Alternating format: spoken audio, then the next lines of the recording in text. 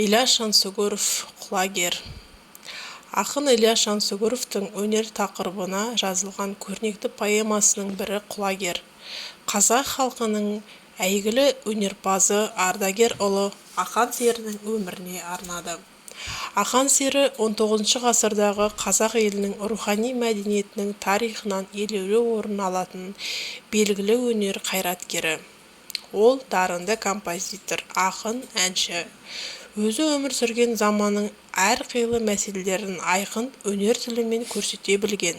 Оның әдеби, музыкалық, әншілік еңбектері жайлы көптеген ғылыми зерттеулер бар.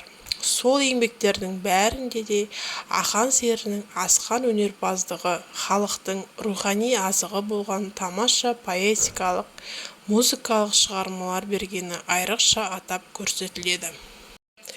Поэмадағы әр көрініс, әр оқиға өз орнында. Ақынның құдіретті шеберлігі мен олардың бәрі табиғи бірігіп, үлкен бір жарқыраған тұтас мүсінге айналып кеткен.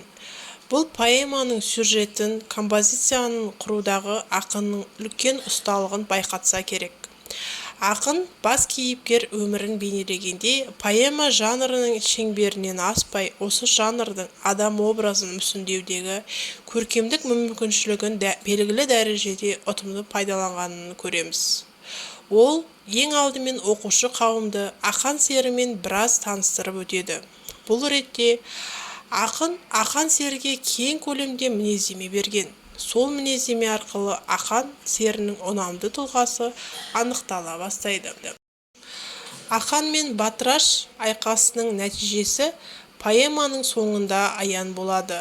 Зұлым Батыраш өзінің жендетін жұмсап, бәйгеден озып келе жатқан Ақанның құлагерін қанға бояп өлтіреді де өз дегеніне жетеді. Ақанның жанын жаралап, өшпес қайғы қасіретке көміп тастайды. Ежелден келе жатқан зұлымдықтың бұқпантайлап істейтін қанды әрекеті осылай болатынды. Ақан да сол жауыздықтың қанды шеңгеліне іліне барады.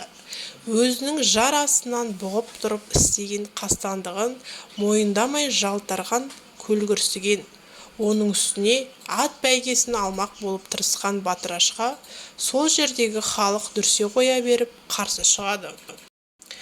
Поэманың тіл байлығы төтенше, өзге поэмалардағыдай мұнда да ақын еркін төгілген, образды бейнеге бай, құнарлы тілімен оқушыны бірден баурап алып, бастан аяқ ғажайып эстетикалық ләззатқа бөлеп тастайды.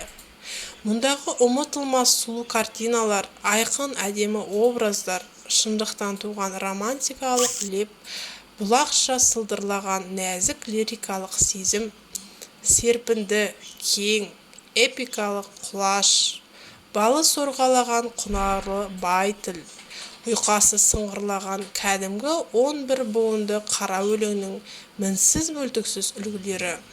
Құлагер поэмасын шын мағынасында поэзияның сұлу сарайы, Жансүгіров шығармашылығының биік шыңы екеніне толық дәлел бола алады.